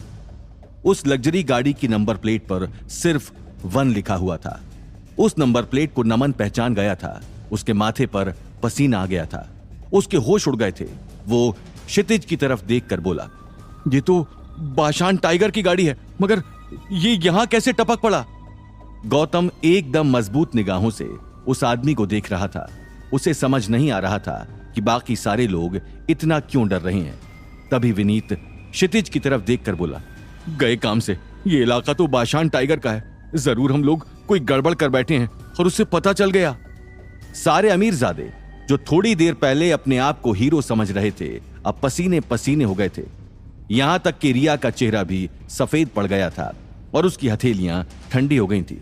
उसने मन ही मन में डरते हुए कहा, ओ माय गॉड, अब क्या होगा? बाशान टाइगर यहां क्यों आया है? रिया इतना ज्यादा घबरा गई थी कि उसने डर के मारे गौतम का हाथ कसकर पकड़ लिया था। तभी क्षितिज ने नमन से कहा, अपने बाप को फोन कर, उनके अंडरवर्ल्ड में अच्छी जान पहचान है। क्षितिज की बात सुनकर नमन गुस्से में बोला, मेरा बाप भी अगर यहां जाएगा तो भी बाशान टाइगर के आगे कुछ नहीं कर सकता। अगर उसने गुस्से में कुछ कर दिया तो मेरी पूरी फैमिली तबाह हो जाएगी। यह सुनकर क्षितिज का चेहरा उतर गया। वो दर्द के मारे खड़ा हुआ और घबराए हुए चेहरे के साथ दौड़कर बाशान टाइगर के सामने जा खड़ा हुआ। गौतम बस खामोशी से उसको घूर रहा था। उसकी नजरों में गुस्से का हल्का सा भाव था। उसने अपने मन में अपने आप से कहा, मैं यहाँ बिना किसी के नजरों में आए अपना काम करने आया था। ये काफिला क्यों जमा हुआ है? किस बेवकूफ ने ये किया है? आई होप रंजोर से कोई नहीं आया हो। तभी गाड़ी का दरवाजा खुला और ड्राइवर ने जल्दी से बाहर निकलकर बड़े अदब के साथ एक रौबदार मिडिल एज आदमी के लिए दरवाजा खोला और गाड़ी से बाहर निकला बाशान टाइगर। उसकी आंखों में ठंडक थी मगर चाल में तूफान। बाशान टाइगर को देखकर क्षितिज फौरन हाथ जोड़कर आगे बढ़ा और बोला, बाशान भाई, मैं सब समझा सकता हूं कि बस छोटी सी गलतफहमी है। आप मुझे बस 1 मिनट दीजिए, मैं आपको सब बताता हूं। ये मगर इससे पहले कि क्षितिज अपनी बात पूरी कर पाता, टाइगर के बगल में खड़े बॉडीगार्ड ने उसे लात मारकर साइड में गिरा दिया और उसको धमकाते हुए कहा, हट, भाई को जिस आदमी से मिलना है उससे मिलने दे। यह सुनकर क्षितिज जमीन पर गिरा पड़ा हैरान सा देखता रह गया। बाशान टाइगर ने उसको घास तक नहीं डाली थी। उसकी नजरें भीड़ में कुछ और ढूंढ रही थी। तभी अचानक बाशान टाइगर की भारी आवाज गूंज उठी, यहां पर गौतम राठौड़ कौन है तुम में से? गौतम का नाम सुनते ही रिया का चेहरा डर से उतर गया था। वो कांपती हुई आवाज में बाशान टाइगर से बोली, आप गौतम राठौड़ को क्यों ढूंढ रहे हैं? बाशान टाइगर ने रिया की तरफ घूर कर देखा। तभी क्षितिज के चेहरे पर एक शैतानी मुस्कान आ गई थी। उसे अब गौतम से बदला लेने का एक मौका दिख रहा था। उसने हाथ बढ़ाते हुए गौतम की तरफ इशारा करके कहा, बाशान भाई, यही है वो गौतम, इसी ने आपके इलाके में बखेड़ा खड़ा किया है। क्षितिज की बात सुनकर बाशान ने उसकी तरफ चमकती हुई आंखों से देखा। सबको उम्मीद थी कि अब कोई नया पंगा शुरू होने वाला है। बाशान तेज कदमों से चलता हुआ गौतम की तरफ बढ़ा, लेकिन तभी कुछ ऐसा हुआ जिसकी किसी को उम्मीद नहीं थी। बाशान गौतम के सामने पूरी इज्जत के साथ झुककर बोला, माफ करना गौतम साहब, आने में थोड़ी देर हो गई। बाशान के बस कहने की देर थी कि तभी उसके पीछे खड़े 50 से ज्यादा राइडर्स भी आ गए और गौतम के सामने झुककर एक साथ जोर से चिल्लाते हुए बोले, जैसलमेर में आपका स्वागत है गौतम साहब।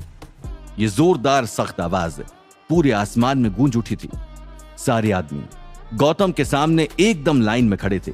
इस कमाल के दृश्य को देखकर हर कोई सन्न रह गया था। क्षितिज के चेहरे पर जो घमंड था वो गायब हो गया था और उसकी आंखें फटी की फटी रह गई थी। उसने उन सब लोगों को देखते हुए अपने मन में कहा, ये क्या बवाल है? इतना बड़ा नामी गैंगस्टर इस गांव के गंवार के सामने इतना झुक के कैसे रह सकता है? तभी बाशान ने अपने आदमी की तरफ देखकर क्षितिज और बाकी लोगों की तरफ इशारा करके सख्त आवाज में कहा, गौतम साहब के लिए रास्ता साफ करवाओ और उनके लिए गाड़ी लगाओ। सभी गाड़ियां लाइन में खड़ी चमक रही थी। ऐसा लग रहा था मानो कोई सेना अपने कमांडर का इंतजार कर रही हो। बाशान टाइगर, वो कुख्यात इंसान जिसने जैसलमेर में अपना सिक्का जमा रखा था, वो आज गौतम के सामने झुक रहा था। तभी गौतम ने एक कदम आगे बढ़कर बाशान से कहा, माफ करना, मैं आप लोगों को जानता नहीं हूं और ना ही मैंने आप में से किसी को यहां बुलाया है। गौतम की आवाज में वही रुआब था, वही ठंडक जिससे पूरा माहौल ठहर सा गया। तभी बाशान ने झुककर गौतम से कहा, कोई बात नहीं गौतम साहब, मगर मुझे आपकी खिदमत में हाजिर रहने का आदेश मिला है। आपको कोई भी जरूरत हो तो बस एक इशारा करना, आपका काम हो जाएगा। गौतम को थोड़ा थोड़ा समझ में आ गया था कि इस प्रकार का खेल एक ही इंसान खेल सकता है। फिर भी उसने कंफर्म करते हुए बाशान टाइगर से पूछा, किसने भेजा है आपको? यहां कोई तो नाम होगा। गौतम का सवाल सुनकर बाशान मुस्कुराता हुआ बोला, जी गौतम साहब, मुझे दीपशिखा मित्तल मैडम ने खास आपके लिए यहां भेजा है। पिछले इंसिडेंट की वजह से गौतम दीपशिखा से दूरी बनाए रखना चाहता था। उस रात के बाद उसकी दीपशिखा से बात भी नहीं हुई थी, इसलिए गौतम ने बाशान से पूछा, वो अकेले आपको मुझे लेने भेज दे, ऐसा हो नहीं सकता। सच सच बताइए पूरी बात, कहां है दीपशिखा? गौतम का सवाल सुनकर बाशान ने कहा, मैडम अभी मीटिंग के लिए बाहर गई हुई हैं। जैसे ही उन्हें पता चला कि आप जैसलमेर आए हैं तो वो तुरंत मीटिंग से निकल गई थी। करीब 1 घंटे में यहां पहुंच भी जाएंगी। तभी बाशान ने क्षितिज और उसके दोस्तों की तरफ देखकर कहा, मैडम को लगा था कि इतने सालों बाद एकदम से आप जैसलमेर आ रहे हैं तो कहीं आपको कोई दिक्कत ना हो, इसलिए उन्होंने मुझे भेजा था कि आपको सही सलामत आपकी मंजिल तक पहुंचा दूं। दीपशिखा मित्तल का नाम सुनकर क्षितिज की आंखें जैसे बाहर ही निकलने को तैयार हो गई थी। उसका चेहरा ऐसे लग रहा था जैसे किसी ने उसे जोर से करंट मार दिया। उसने कांपती हुई आवाज में अपने साथ खड़े दोस्त से कहा, दीपशिखा मित्तल, ये वही मित्तल है क्या जो मैं समझ रहा हूं? क्षितिज का सवाल सुनकर उसके दोस्त ने कहा, पूरे राजस्थान में एक ही मित्तल परिवार है जिसका हुक्म ये बाशान टाइगर मान सकता है। यह सुनकर क्षितिज का तो दिमाग ही खराब हो गया था। उसने गौतम की तरफ देखकर मुंह बनाते हुए कहा, अरे मैं तो क्या, मेरे माँ बाप भी मित्तल परिवार के दूर के रिश्तेदार से मिलने की औकात नहीं रखते, और ये गांव का देहाती कैसे? गौतम नहीं चाहता था कि दीपशिखा को उसके आने की खबर मिले, मगर दीपशिखा गौतम की सोच से बहुत तेज थी। उसने गौतम के आने का सारा इंतजाम तक कर रखा था। ये दीपशिखा पागल हो गई है, मेरे पूरे प्लान को बर्बाद कर देगी। गौतम दीपशिखा के बारे में सोच रहा था, तभी दूर से 7-8 लग्जरी कारों का एक काफिला धीरे धीरे नजदीक आता दिखाई दिया। सबसे आगे चल रही गाड़ी पर 20 नंबर 1 लिखा हुआ था। गाड़ी की सॉलिड बॉडी देखकर ही आसपास खड़े लोग इंप्रेस हो गए थे। गाड़ी को देखकर नमन ने क्षितिज के कानों में धीमी आवाज में कहा, यह गाड़ी बुलेट प्रूफ है। ये गाड़ी कभी किसी फॉरेन प्रेसिडेंट की ऑफिशियल कार हुआ करती थी। पूरी दुनिया में सिर्फ 400 गाड़ियां ही ऐसी बनी थी। जरूर इसमें कोई बहुत ताकतवर आदमी बैठा हुआ है। गाड़ियों के काफिले को देखकर भीड़ में हलचल मच गई थी। भीड़ में से एक आदमी चिल्लाते हुए बोला, अरे ये तो छुट्टन दादा की गाड़ी है, मगर वो यहां इस वक्त कैसे? एयरपोर्ट पर खड़े अधिकतर लोगों को यही लग रहा था कि छुट्टन दादा भी गौतम से मिलने आए हैं। छुट्टन दादा को आते देख विनीत ने क्षितिज से कहा, छुट्टन दादा तो वैसे ही कम दिखते हैं, पर वो आज यहां कैसे? कहीं वो भी इस गांव के गंवार को लेने तो नहीं आए? विनीत की बात सुनते ही क्षितिज की आंखों में गुस्सा दौड़ गया था। उसने विनीत को आंखें दिखाते हुए कहा, तुम्हारा दिमाग तो ठिकाने पर है ना? ये आदमी कोई प्रधानमंत्री है जो उसको लेने इतने बड़े बड़े लोग आएंगे? तुम्हें पता भी है छुट्टन दादा राजस्थान के अंडरवर्ल्ड किंग्स में से एक हैं। क्षितिज चाहे अपने दोस्तों को दिखाने के लिए ये सब बातें कर रहा था, मगर असलियत में तो उसका भी दिमाग घूम रहा था। भीड़ की हालत तो छोड़ो, यहां तक कि बाशान का भी मुंह खुला का खुला रह गया था। तभी गौतम ने रिया की तरफ देखकर धीमी आवाज में पूछा, ये आदमी है कौन? ऐसा क्या है इसमें जो लोग उसको देख इतने पागल हुए जा रहे हैं? गौतम का सवाल सुनकर रिया ने फुसफुसाते हुए कहा, ये छुट्टन दादा हैं, हमारे यहाँ के सबसे खतरनाक आदमियों में से एक, पूरे शहर की अंडरग्राउंड दुनिया में सबसे बड़े सरगनाओं में से एक। उनकी ताकत बाशान टाइगर जैसे लोगों को भी चुटकियों में मसल सकती है। तभी रिया ने गहरी सांस ली और धीमी आवाज में गौतम से कहा, पूरे देश का बिजनेस 4 परिवार चलाते हैं, राठौड़, रायजादा, मित्तल और माहेश्वरी। इन चारों परिवारों के बीच आपस में कुछ न कुछ चलता ही रहता है, पर यह बात तो तुम मुझसे ज्यादा अच्छे से जानते हो। गौतम रिया की बात में छुपा उसका मतलब समझ गया था। तभी छुट्टन दादा गौतम के सामने आकर झुके और पूरी इज्जत के साथ बोले, नमस्कार राठौड़ साहब, मेरा नाम है छुट्टन दादा। अगर आप सिर्फ छुट्टन ही कहिएगा तो मुझे ज्यादा अच्छा लगेगा। मुझे रायजादा परिवार ने खास आपको लेने के लिए भेजा है। आपसे रिक्वेस्ट है कि आप रायजादा हाउस चलें, आपके लिए वहां पर खास इंतजाम किए गए हैं। छुट्टन दादा का एयरपोर्ट आना ही काफी था। ऊपर से उनके मुंह से रायजादा परिवार का नाम सुनकर आसपास के लोगों में खुसुर फुसुर ज्यादा बढ़ गई थी। गौतम छुट्टन की बातों से ज्यादा कंफ्यूज हो गया था। उसने हैरानी से छुट्टन से सवाल पूछा, मैं आपकी बात समझा नहीं। रायजादा परिवार, मैं तो उसमें किसी को भी नहीं जानता, फिर वो लोग मुझसे क्यों मिलना चाहते हैं? गौतम का सवाल सुनकर छुट्टन मुस्कुराने लगा। वो गौतम की तरफ देखकर बोला, राठौड़ साहब, पहले हमारी छोटी मालकिन बैंक में इंटर्न का काम करती थी। उस समय आपने उनकी बहुत मदद की थी, जिस वजह से रायजादा परिवार आपका बहुत आभारी है। जैसे ही उन्हें पता चला कि आप जैसलमेर आए हुए हैं, तो उन्होंने अपनी ओर से मेहमान नवाजी करने का फैसला किया। गौतम को समझ में आ गया था कि छुट्टन किसकी बात कर रहा था। उसने आश्चर्य से भरी आवाज में कहा, दिव्यांका रायजादा परिवार से है? ये तो मैंने सोचा ही नहीं था। गौतम को इस सरप्राइज की बिल्कुल उम्मीद नहीं थी। उसके चेहरे पर हैरानी साफ झलक रही थी, मगर उसने अपनी हैरानी को जाहिर ना होने देते हुए अपने आप से कहा, तो अब समझा थ्रोनेक्स ग्रुप ने उसे कॉन्फ्रेंस में क्यों बुलाया था। अब लोगों में हलचल बढ़ गई थी। सबके दिमाग में गौतम को लेकर कई तरीके के ख्याल आ रहे थे। उनमें से क्षितिज भी एक था। उसने गौतम को देखते हुए अपने आप से कहा, दो नामी घराने, मित्तल परिवार और रायजादा परिवार, दोनों ही इस गौतम से मिलने के लिए बेताब हैं। ये बंदा है कौन यार? क्या खास है इस आदमी में? क्षितिज थोड़ा घबराया हुआ था, मगर उससे ज्यादा भी कोई इंसान था जो घबरा रहा था, और वो था बाशान टाइगर। उसने छुट्टन दादा को देखते हुए अपने आप से कहा, अगर मैंने गौतम को रिसीव नहीं किया तो दीपशिखा मैडम मुझे कहीं का नहीं छोड़ेगी, लेकिन छुट्टन दादा से बहस का मतलब है अपनी तबाही को दावत देना। आखिरकार वो मजबूर होकर आगे बढ़ा और हिम्मत जुटाकर छुट्टन दादा से बोला, छुट्टन दादा, क्यों ना पहले मैं राठौड़ साहब को ले जाऊं, उसके बाद आप जहां कहेंगे मैं उन्हें वहां छोड़ दूंगा। ये सुनते ही छुट्टन दादा का चेहरा गंभीर हो गया था। उन्होंने किसी शिकारी की तरह चमकती हुई आंखों से बाशान को देखा और दमदार आवाज में कहा, बाशान, तेरी इतनी औकात कब से हो गई कि तू मुझसे पंगा ले रहा है? भूल गया है क्या कि तू किसके सामने खड़ा है? छुट्टन दादा की आवाज में एक बर्फीली ठंडक थी, जिसको सुनकर बाशान का चेहरा सफेद पड़ गया था। पसीने की धार उसकी कनपट्टी से बहने लग गई थी। पूरी भीड़ सांस रोक कर खड़ी थी। छुट्टन दादा की बात सुनकर माहौल में एक अजीब टेंशन छा गई थी, मगर गौतम शांत खड़ा सब कुछ ऑब्जर्व कर रहा था। उसकी आंखों में अब भी वही चमक थी।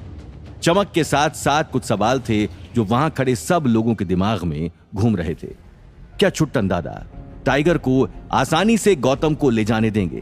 क्या छुट्टन दादा और बाशान टाइगर के अलावा कोई और भी है जो गौतम को ले जाने का इंतजार कर रहा है? जब दीपशिखा को पता चलेगा कि उसके अलावा दिव्यंका ने भी गौतम को लेने के लिए किसी को भेजा था, तो वो क्या कदम उठाएगी? क्या गौतम की राह जैसलमेर में आसान होने वाली है, या कांटों से भरा एक नया रास्ता उसका इंतजार कर रहा है? इन सब सवालों के जवाब जानने के लिए सुनिए अगला एपिसोड सिर्फ पॉकेट एफएम पर।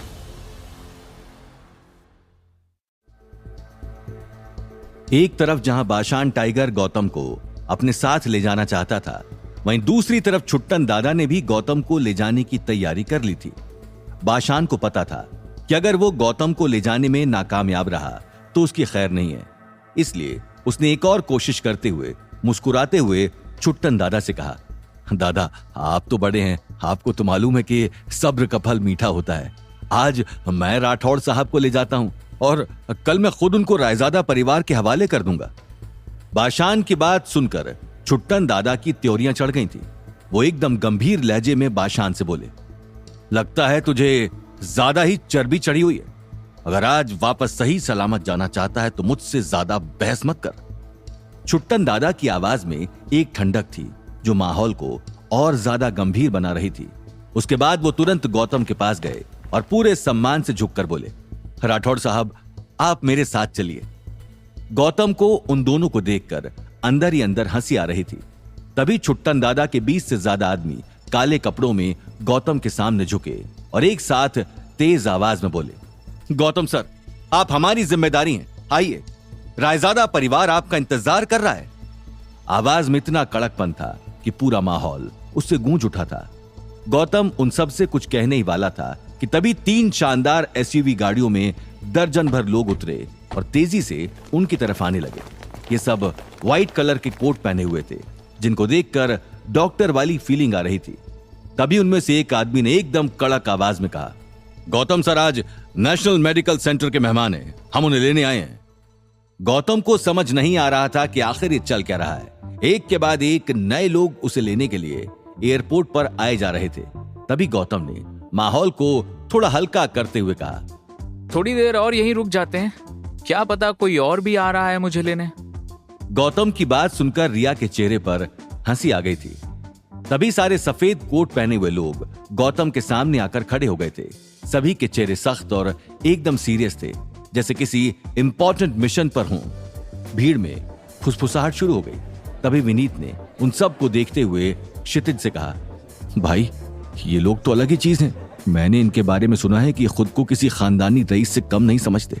सफेद सूट पहने दिन भर मेडिकल सेंटर में बैठे रहते हैं। अरे यहाँ तक कि ये अमीर से अमीर लोगों को भी भाव नहीं देते। क्षितिज का दिमाग तो पहले से ही खराब हो रखा था और उसके बाद एक के बाद एक नई चीज होने पर वो और ज्यादा परेशान हो गया था। उसने विनीत से कहा, अगर ये लोग किसी को भाव नहीं देते तो आज यहाँ इस देहाती का वेलकम करने क्यों आए हैं? ये गौतम राठौड़ है कौन? जिन लोगों से हम मिल भी नहीं पाए, वो सब लोग इसको ले जाने के लिए भीख मांग रहे हैं। अब बाशान टाइगर से ज्यादा परेशान छुट्टन दादा थे। तभी बाशान ने हल्की मुस्कान के साथ छुट्टन दादा को देखा और धीमी आवाज में कहा, अब क्या करोगे दादा? मुझे तो लगता है इस सफेद कोट वाले ही हमको मरवा कर छोड़ेंगे। अंडरवर्ल्ड की दुनिया में छुट्टन दादा बहुत बड़े थे। बाशान भी उनसे डरा करता था, लेकिन जैसलमेर में इज्जत और स्टेटस के मामले में नेशनल मेडिकल सेंटर के सामने दोनों ही बौने थे। गौतम ने नेशनल मेडिकल सेंटर के बारे में सुना था, मगर वो उनमें से किसी को जानता नहीं था। तभी रिया ने धीमी आवाज में गौतम से कहा, ये चल क्या रहा है गौतम? एक के बाद एक सब तुम्हें लेने के लिए आ रहे हैं। रिया की बात सुनकर गौतम ने उससे एक सवाल पूछा। नेशनल मेडिकल सेंटर के बारे में तो मैंने भी सुना है, मगर ऐसा क्या है इसमें कि ये अंडरवर्ल्ड के लोग भी इनसे डर रहे हैं? गौतम का सवाल सुनकर रिया ने उसको जवाब दिया, नेशनल मेडिकल सेंटर देश का टॉप मेडिकल इंस्टीट्यूट है। सिर्फ जैसलमेर में ही नहीं, इंडिया की सबसे अमीर फैमिलीज में भी इसका बहुत दबदबा है। बड़ी से बड़ी अमीर फैमिलीज भी उनके सामने बहुत अदब से पेश आते हैं। ये लोग पावर का नहीं, सिर्फ टैलेंट का सम्मान करते हैं। तभी गौतम को कुछ याद आया। उसने रिया की तरफ देखकर कहा, मैंने ऐसा कुछ सुना तो था। बहुत पहले कोई डायमंड मर्चेंट था जो किसी मेडिकल सेंटर के आगे रौब झाड़ रहा था। उसके साथ कुछ ऐसा हुआ कि अगले दिन ही उसका पूरा बिजनेस बर्बाद हो गया। वही नहीं, उसका पूरा परिवार ही खत्म हो गया। रिया गौतम की इस कहानी के बारे में सोच ही रही थी कि तभी भीड़ को चीरते हुए एक दुबला पतला बुढ़ा आदमी तेजी से आगे आया। उसकी चाल में ऐसा आत्मविश्वास था कि हर कोई उसके लिए रास्ता छोड़ने लगा। तभी वो आदमी तेज आवाज में गौतम से बोला, गौतम, ये क्या तरीका है? तुमने मुझे बताया भी नहीं कि तुम आने वाले हो। मैं थोड़ी देर में और पहुंचता तो ये लोग तो तुम्हें ले ही जाते। गौतम उस बूढ़े आदमी को देखता रहा, फिर एकदम जोश में आकर बोला, चमन पांडे जी, अरे कैसे हैं आप? अभी भी गुस्सा वैसा का वैसा है आपका। गौतम की बात सुनकर चमन पांडे हंसता हुआ गौतम से बोला, अरे साहब, बूढ़ा आदमी बस गुस्सा हो सकता है, और क्या। चमन पांडे वही बूढ़ा आदमी था जो गौतम को डॉक्टर ओमकार के अस्पताल में मिला था। उस वक्त चमन पांडे ने सबको नीचा दिखाने की कोशिश की थी, लेकिन जब उसने गौतम का टैलेंट देखा कि कैसे गौतम ने एक मरीज के गंभीर जलन का इलाज तुरंत कर दिया था, तो वो गौतम से बहुत ज्यादा इंप्रेस हो गया था। उसने गौतम से उसकी दवाई 10 लाख में खरीदने की पेशकश भी की थी। गौतम ने दरिया दिली दिखाते हुए उसे वो दवा मुफ्त में दे दी थी। वही गुस्सैल चमन पांडे नेशनल मेडिकल सेंटर के 3 सुप्रीम मेंबर्स में से एक था और आज गौतम के सामने खड़ा था। तभी चमन पांडे ने बिना किसी लिहाज के छुट्टन को धक्का मारा और बड़बड़ाते हुए बोला, हटो रास्ते से। आज पहली बार किसी ने छुट्टन दादा के साथ इस तरह बात की थी। वो तुरंत हट गया। उसे मालूम था कि इस आदमी से उलझना मतलब मुसीबत को दावत देना है। नेशनल मेडिकल सेंटर का ये बुढ़ा देश का संजीवनी खजाना माना जाता था, लेकिन सब लोग उसके गुस्सैल स्वभाव से भी वाकिफ थे। लेकिन ऐसे आदमी का गौतम के सामने झुक कर बात करना छुट्टन दादा के दिमाग में भी सवाल पैदा कर गया था। वो गौतम की तरफ देखकर बोले, आखिर इस लड़के में ऐसा क्या खास है जो इतना बूढ़ा गुस्सैल आदमी भी इतनी इज्जत के साथ पेश आ रहा है? ये बात सब लोग जानते थे कि नेशनल मेडिकल सेंटर पावर और कनेक्शन को कोई भाव नहीं देता था। वो लोग सिर्फ इज्जत और सम्मान उनको देते थे जिनमें कुछ अलग टैलेंट होता था। और गौतम के साथ उनका व्यवहार देखकर सब समझ गए थे कि जरूर गौतम में कुछ खास बात है। गौतम भी चमन पांडे से मिलकर खुश हो गया था। गौतम ने चमन पांडे का हाथ पकड़कर मुस्कुराते हुए कहा, वैसे आपके हाथ पैरों का दर्द कैसा है? पहले से कुछ आराम आया? गौतम का सवाल सुनकर चमन पांडे मुस्कुराते हुए उसके कंधे पर हाथ रखते हुए बोला, कितना वक्त हो गया है गौतम, मगर तुम फिर भी मेरी इस बूढ़ी हड्डी को भूले नहीं हो।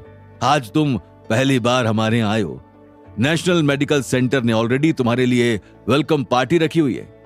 तभी चमन पांडे जोर जोर से हंसते हुए बोला, और मेरे अलावा 2 बुड्ढे और हैं जो तुम्हारा इंतजार कर रहे हैं।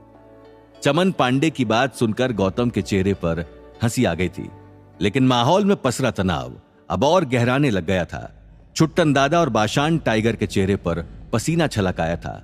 आसपास खड़े सभी लोग ये नजारा देखकर एकदम भौचक्के रह गए थे।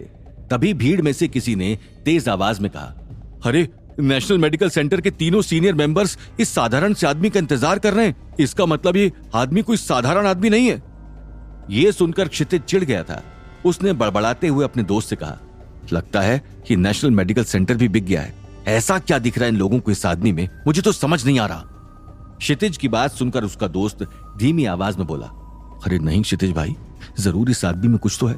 अभी थोड़े वक्त पहले एक बहुत बड़े पॉलिटिशियन ने नेशनल मेडिकल सेंटर विजिट किया था, तब भी तीनों हेड में से सिर्फ एक ही उसको रिसीव करने आया था। यहां तक कि चमन पांडे ने तो मिलने तक की जहमत नहीं उठाई थी। तभी चमन पांडे ने गौतम के कंधे पर हाथ रखकर मुस्कुराते हुए कहा, अरे गौतम, तुमने तो नेशनल मेडिकल सेंटर की नींद उड़ा रखी है। पूरे सेंटर में एक भी आदमी चैन से नहीं बैठ पा रहा है। गौतम चमन पांडे की यह बात समझ नहीं पाया था। चमन पांडे गौतम के चेहरे पर उसके एक्सप्रेशंस देखकर समझ गया था। वो उसको अच्छे से समझाता हुआ बोला, अरे भाई, जब आपने मुझे पिछली बार वो जलन की दवाई दी थी, उसे मैं सेंटर लेकर गया था, लेकिन हमारा कोई भी आदमी उसका फॉर्मूला समझ नहीं पा रहा है। दिन रात की नींद हराम हो गई है। इस बार हम मेडिकल साइंस की चीजों पर जमकर डिस्कशन करेंगे, आइए। ये सुनकर छुट्टन दादा के होश उड़ गए थे। उन्हें लग रहा था कि शायद चमन पांडे ने गौतम को अपने साथ ले जाने के लिए मना लिया है। वो झटपट आगे गया और पूरी इज्जत के साथ चमन पांडे से बोला, चमन पांडे सर, क्या आप मेरी एक छोटी सी रिक्वेस्ट मानेंगे? एक्चुअली हमें राठौड़ साहब को पहले लेकर हमारे मालिक के पास जाना है, उसके बाद आप जहां कहेंगे मैं उन्हें छोड़ दूंगा। छुट्टन की बात सुनकर चमन पांडे ने उसे घूर कर देखा और गहरी सांस लेकर एकदम ठंडी आवाज में कहा, चुपचाप निकल ले यहां से। गौतम को तो मैं लेकर जा रहा हूं। अगर तेरे मालिक को ज्यादा दिक्कत है तो उसको नेशनल मेडिकल सेंटर में भेज देना मेरे से मिलने। सारा मालिक पना निकाल दूंगा उसका। छुट्टन दादा इस तरीके की फटकार के आदी नहीं थे, मगर फिर भी उन्होंने जहर का घूंट पीकर कड़वी मुस्कान के साथ कहा, चमन पांडे सर, आप मेरी बात नहीं समझ रहे। आप बस 1 घंटे के लिए राठौड़ साहब को हमें दे दीजिए, उसके बाद आप जहां कहेंगे हम उन्हें वहां छोड़ देंगे। छुट्टन की बात सुनकर चमन पांडे गुस्से में दहाड़ते हुए बोला, ओ अकल के अंधे, जब कह दिया मैंने कि मैं लेकर जा रहा हूं तो मैं लेकर जा रहा हूं। बार बार बीच में बोलकर दिमाग क्यों खराब कर रहा है? चमन पांडे का गुस्सा इतना बढ़ गया था कि आसपास खड़े लोग सहम गए थे। तभी गौतम ने बीच में बोलते हुए सभी को समझाते हुए कहा, एक तो सबसे पहले आप सब लोग झगड़ा बंद कीजिए, और दूसरी बात यह है कि मैंने यहाँ आते ही बंसल परिवार से मिलने का वादा किया था और मैं अपनी बात से पीछे नहीं हट सकता। लेकिन आप सब मेरे लिए यहाँ पर हैं, उसके लिए सबको बहुत बहुत शुक्रिया। मैं वक्त निकालकर आप सभी से मिलने के लिए जरूर आऊंगा। गौतम का जवाब सुनकर अब तक जो ताकत की एक लड़ाई चल रही थी वो अचानक खामोश हो गई थी। टाइगर ने राहत की सांस ली कि कम से कम अब वो दीपशिखा के गुस्से से तो बच जाएगा। छुट्टन दादा को तो ज्यादा कुछ कहने का मौका ही नहीं मिला था। भले ही वो अंडरवर्ल्ड में बहुत ज्यादा ताकतवर थे, लेकिन वो खुद भी नेशनल मेडिकल सेंटर से पंगा नहीं ले सकते थे। लेकिन सबसे ज्यादा निराश था चमन पांडे, मगर फिर भी उसने खुद को संभालते हुए गौतम से कहा, कोई बात नहीं गौतम, जैसे ही आपको वक्त मिले बताना, मैं आपको लेने आ जाऊंगा। रिया को तो सब कुछ एक सपने की तरह लग रहा था। चुपचाप गहरे ख्यालों में खोई हुई बस सबको देखे जा रही थी। तभी गौतम ने उसको झकझोरते हुए कहा, रिया, ये तुम्हारी गाड़ी है ना? चलो, या यहीं खड़े रहना है? गौतम की आवाज से रिया के ख्यालों की दुनिया टूट गई। उसने घबराए हुए गौतम की तरफ देखा और चुपचाप गाड़ी में आकर गौतम के साथ बैठ गई। तभी रिया ने धीमी आवाज में गौतम से पूछा, मुझे तो लगा था तुम जैसलमेर में नए हो, लेकिन यहां तो बड़ी से बड़ी हस्तियां तुम्हारे स्वागत के लिए खड़ी थी। ये तो मैंने सपने में भी नहीं सोचा था। रिया की बात सुनकर गौतम ने मुस्कुराते हुए कहा, अब क्या करूं मैं, मेरे चाहने वाले हर तरफ हैं। क्षितिज और उसके दोस्त गाड़ी की तरफ आने लगे। तभी गौतम ने गाड़ी स्टार्ट करते हुए उनकी तरफ इशारा करके चमन पांडे और बाकी लोगों की तरफ देखकर कहा, ये लोग मेरे दोस्त नहीं हैं, ये तो बस मुझे यहाँ थोड़ा धमकाने और मारने पीटने आए थे। आप इनके साथ जो चाहे कर सकते हो। ये कहकर गौतम रिया के साथ वहां से रवाना हो गया। सब कुछ इतना जल्दी हो गया कि छुट्टन दादा और बाशान टाइगर बस गौतम को जाते देखते रह गए और कुछ नहीं कर पाए। गौतम की बात सुनकर चमन पांडे क्षितिज को देखते हुए गुस्से से भरी आवाज में बोला, तो तुम मेरे भाई गौतम को परेशान करने की हिम्मत कर रहे थे? अब तुम्हारे पूरे खानदान को हम कहीं का नहीं छोड़ेंगे।